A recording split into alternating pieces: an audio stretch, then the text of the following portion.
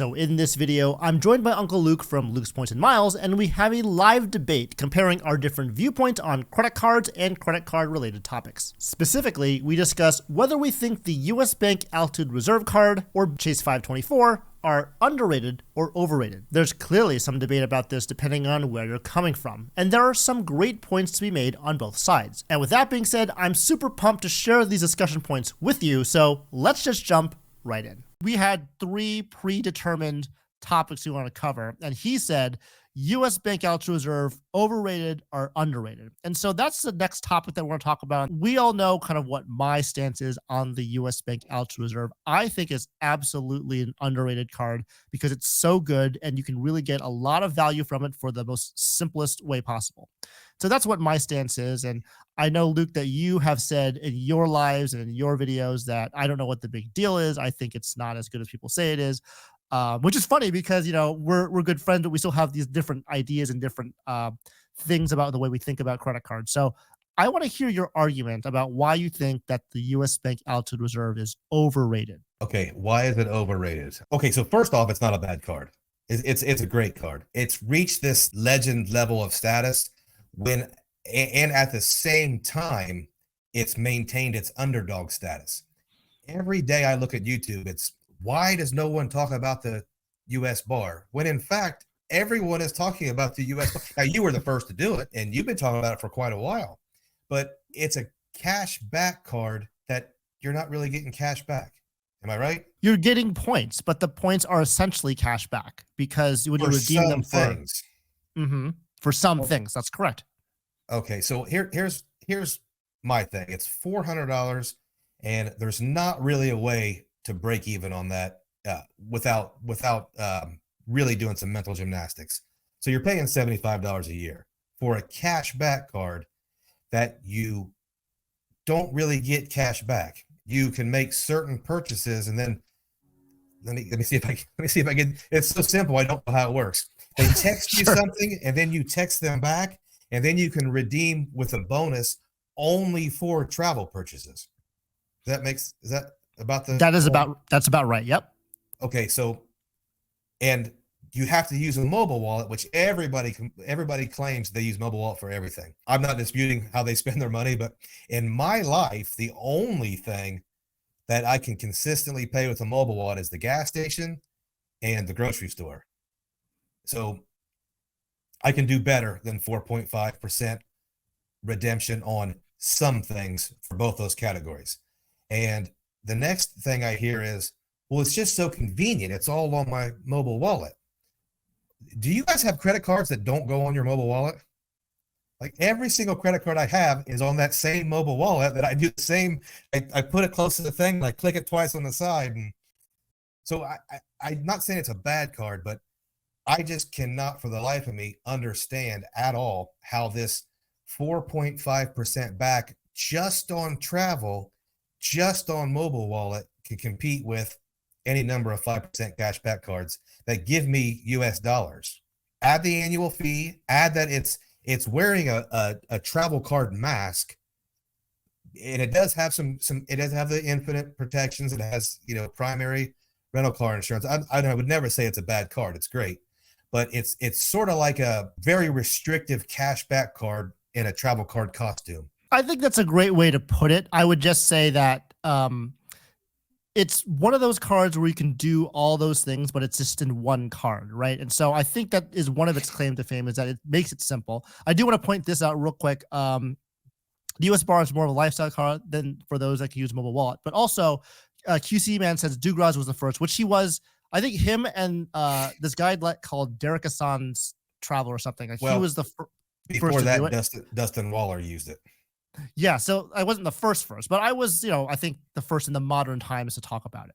I think you are responsible for this faux underdog branding. I can see that. I can certainly see that. But I want to go back to the US Bank Altitude Reserve and why I think it's such an underrated card, even with what you said. So you mentioned that it was a lot of like work because you had to think about a lot of things because it has that $75 annual fee.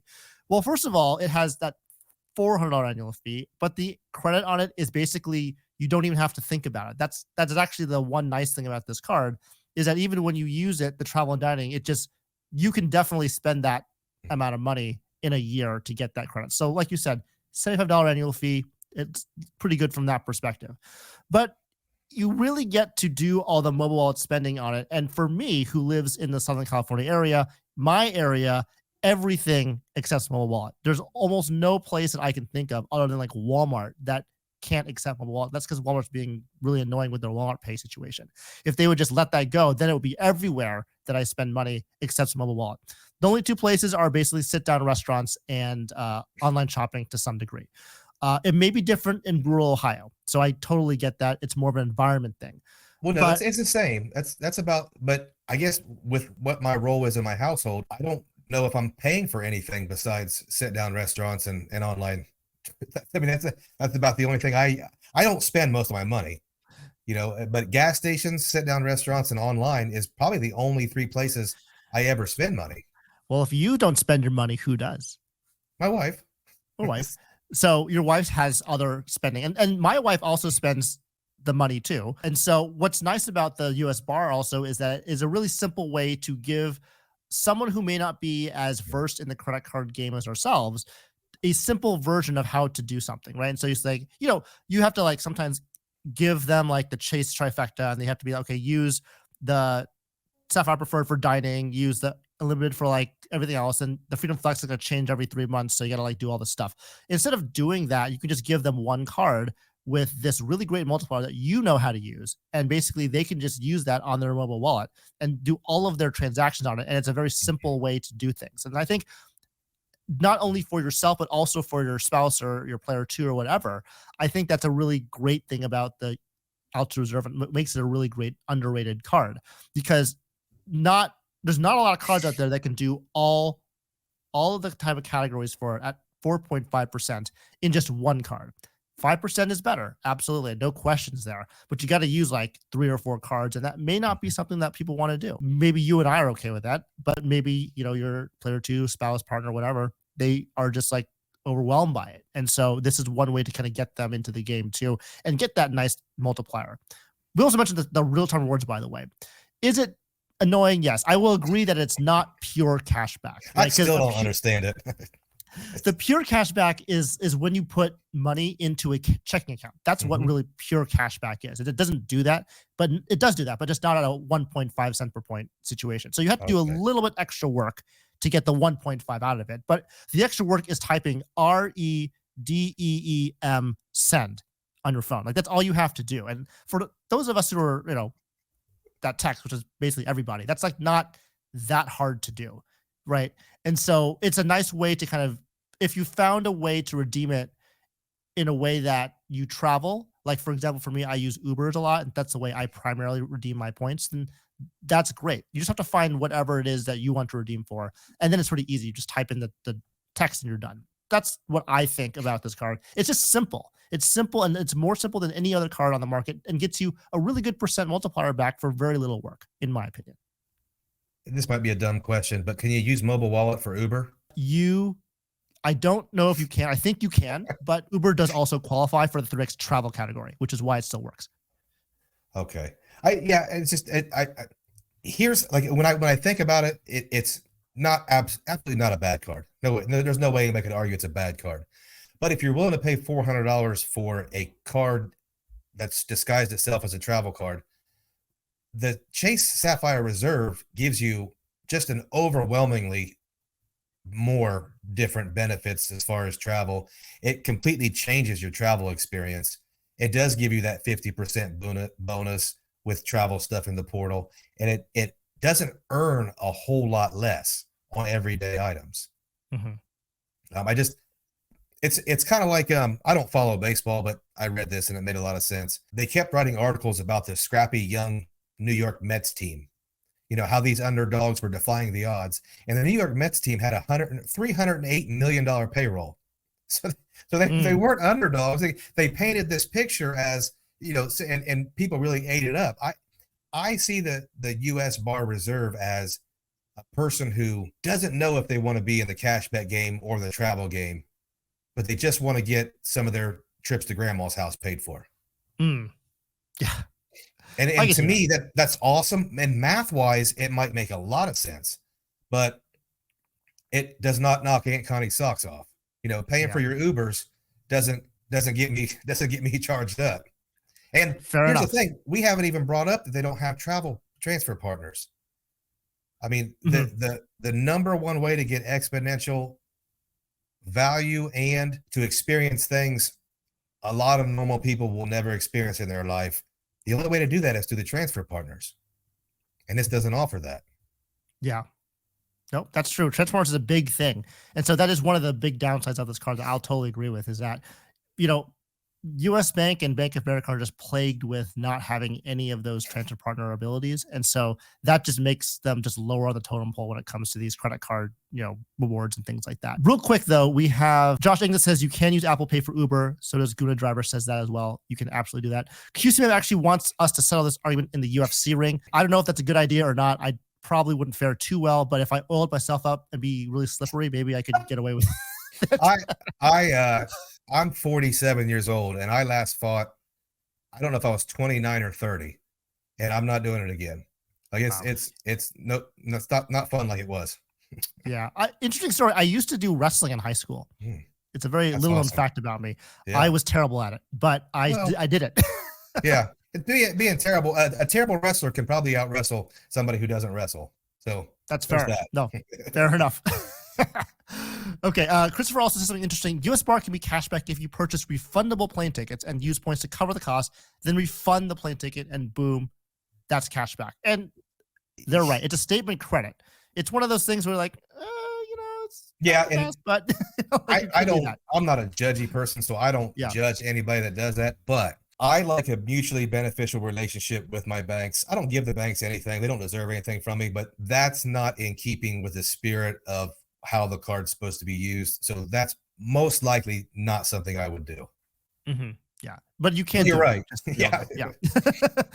Yeah. JP Knowledge comes out says the card doesn't compete against a multi-card cashback setup like you were talking about, but it does beat the CSR for most people. Since most people with CSR use it for all their purchases, then redeem it in the portal, and that's very true. Actually, a lot of people with the CSR that are not in this community will just use it for everything, and then you're getting that 1x, not like the 3 or the 2, or sorry, the 3 and the 3.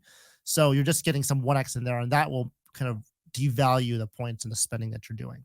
But I think that's a lot closer than a complete blowout. I think Mm, even if you're just using the CSR and you're just going through the portal, I think that math is going to be a lot more even than we think. yeah. Well, JP also follows up and says if you use partners, the CSR Oh yeah. wins, but most people use the portal over transfer partners. So for most people, the US bar wins, but for advanced players, the CSR is better. I can get behind that. Well, let's compromise and let's dumb it down to the complete lowest common denominator and say you use your CSR points for Hyatt hotels. You never pay for a hotel the rest of your life, and your value is going to probably exceed the US bar by a lot. Okay, topic number 2 is Chase 524 underrated or overrated? Now, it's kind of a weird thing to say because we all dislike Chase 524, but I think what the point I'm trying to make is that is Chase 524 good or is it bad, right? Is it something that we really shouldn't have to worry about, or should we actually think about it? Like, I'm on the fence that you should respect 524 because it can open up a lot of opportunities for Chase cards. But I know, Luke, in your lives and your videos, you've talked about you should just risk it for the biscuit and apply for the cards you want. And so let's open up with that. So why would you think that this Chase 524 rule is pretty much overrated? Well, here's the thing. And this goes back to what I've been talking about. For a lot of people that are portal people, you have to really respect that 524 because that's the only way you're going to get high-ish value is through these chase cards. And chase cards have value for everyone. Don't get me wrong. But if you are someone who wants to, you want to do that Newark, New Jersey to Athens, Greece in the summertime on Emirates business class, you don't need Chase to do that. You can get bonuses from 3 or 4 different ecosystems, and you can get that redemption now. And there's going to be an argument for, hey, let's pace ourselves. Let's think long term. Let's have a plan. I think there's so many options out there. You don't really need to do that. If you just follow the basic rule when you get into this game and says, hey, there is a Chase 524 rule. So maybe your first few cards should be a common Chase setup. After that, you could blow the doors off 524. And guess what, guys? When you get my age, 24 months isn't a super long time. You know, you're already waiting to get bonuses again from certain cards. If you got a couple chase cards and then you blew through that and you went to Capital One, you went to Citi, and then American Express, you're going to have exponentially more points to travel than if you pitter-patted around and stayed under 524 and, oh, I don't want to have high velocity. And that just depends on how much you want, how many points you want to blow through. And then you have the X factor in this whole game that people are, it seems like it's getting a little bit controversial now. But let's say I do get a couple of chase cards and then I blow through my 524 and I'm 1524. I'm just going to get business cards for the next 24 months. My velocity is not even going to change. Mm-hmm. You know, and a lot of people are saying now, well, not everybody should do that. And here's the thing. There's a huge confusion right now between the IRS, taxes, and how people use business cards. I can use a business card for anything, and the IRS does not care how I paid for that. Like if I'm expensing something, that's the IRS's business. If I'm using a certain credit card, the IRS does not care what credit card I use for that purchase. Now, I'm not saying go against your terms and conditions from your issuer, but there's a lot of confusion on what you can and can't do with business cards. And I think that's the X factor in minimizing Chase 524. Is there a case to stay under 524 or be cognizant if I need a new Chase card? Well, here's a great example. If that premium Chase business card comes out really soon, I can't get it because I'm over 524 and I will have lost out getting the initial high bonus. So there's an argument to keep in mind your Chase 524 status, but I think it's extremely overrated. Last time I checked, there is not a 250,000 MR point bonus on any Chase cards. Yeah, I mean, you bring up a lot of good points, and me trying to defend Chase 524 is hard because I don't really like it either. But I will say that the last point that you make is the main argument that I have, is that there are a lot of good Chase cards with really good welcome offers that come up. May not be as good as the business card 250, 300K offer on the Business Platinum, but you've seen all those ink cards come up. And while you may or may not be able to beat 524 with those cards, you're at a much better advantage if you're able to be under 524 when you apply for those ink cards with those really nice welcome offer bonuses. And so if you keep yourself in a way where you're under 524 and you're making sure that you're being strategic in how you apply for your cards, you will never miss out on like a random ink preferred 120K offer or a random ink cash like 90K offer. I think there's some value to that. Now, if Chase had like really ridiculously crappy welcome offers, then that's fine. You're just like, get the cards that you want and then just leave, right? But I think they do that on purpose, that the welcome offers are still really good because they want you to keep them in mind. You know, they're really good at that, like we talked about before. The marketing card is great because you are always thinking about a Chase card when applying for any card because of this Chase 524 rule. So they're always top of mind. But I think there is some value to making sure that you think about 524 because of those specific reasons. Now, should you not go over 524 in certain situations when there's a card that is really good and you want to get that's outside the ecosystem of Chase? Then I think you should go for it. I think that's fine. But because it's a rule we have to abide by, I think you have to respect it as a part of what we do. And if you're okay with just foregoing that new Chase card, luxury Chase card, or that random ink preferred bonus or ink cash bonus, then I think as long as you made that informed decision for yourself, then that's okay. But I would just say that those bonuses are very hard to not have, right, available to you. I think that there are other cards that are good, but you can't discount those other welcome offers and have them not as available as a part of your arsenal of trying to get those cards for those welcome offers. Yeah, and then to just throw a monkey wrench in the whole thing, I got 7 Chase cards in 6 months while being over 524. Okay, well there is. See, like, you're lucky because you get to just do that. And I personally, you love risking it for the biscuit. I'm more like conservative where I just don't. I get worried about that because one of my fears, and it really shouldn't be a fear because it's not really a big of a deal, is if you apply for a card, get a hard pull, and you get nothing out of it, you get denied for a card. That so far has never happened to me. I've clearly been denied multiple times, but through recon and other things, I've eventually been able to argue my way through to get the card. But for me, I just try to keep my hard pulls to a minimum, just because certain things, like I don't have a house yet, like you have a house, I don't have one yet. So I want to make sure that I keep that a little bit lower. Not that it should be like a reason, because my credit score is still pretty high, but I think it's still something I think about. A lot of people that are buying the first home or getting that age, I think that is something to think about as well. And that 524 keeps things under wraps. Like, yeah, Yuri says here was times when there was no 524 and it was a blast. I'm sure it was an absolute blast, because can you imagine if you had no reason to like stop applying for cards? Well, like I said, you right? used to be able to apply for a chase card, and as soon as you got the bonus, you could cancel the card and apply again the next day and get another bonus. Yeah, insane, right? It was the Wild West. And so that kind of lifestyle has changed now. And so now that we are in this new era, we have to really respect the rules that come up when we talk about this Chase 524 rule. So there's that. Don Kim actually has a really nice comment saying having a player 2 is the best strategy to counter 524, which is absolutely true, because you have another report to like deal with. Unfortunately, I split my player 2 into turning into an Aunt Connie. Oh, boy. It's your problem, Don. Really funny. You gotta watch out for that. Platinum OG, this is funny because he's a Platinum OG. He says Ink Preferred twice is better than the Business Platinum. Maybe. It's 120K times 2 if you got it twice, and then 250K Biz Platinum. That's arguable, but it depends on kind of what you use your points for, I guess. Yeah, I mean, I could definitely see that. It's hard to say that 2 cards are better than 1, but yeah, I get it. I mean, that's the beauty of where we are in the game right now. We have a lot of really healthy competition. I just got it's the most random thing. I just got the Wells Fargo Business Signify card. Like, and it's all it was a 60-point transferable currency injection into my cash. You know, it's just like we have so many options now, especially on the business side, that these questions are great to go over. But man, you can do it. You can do it a million different ways and still kill it.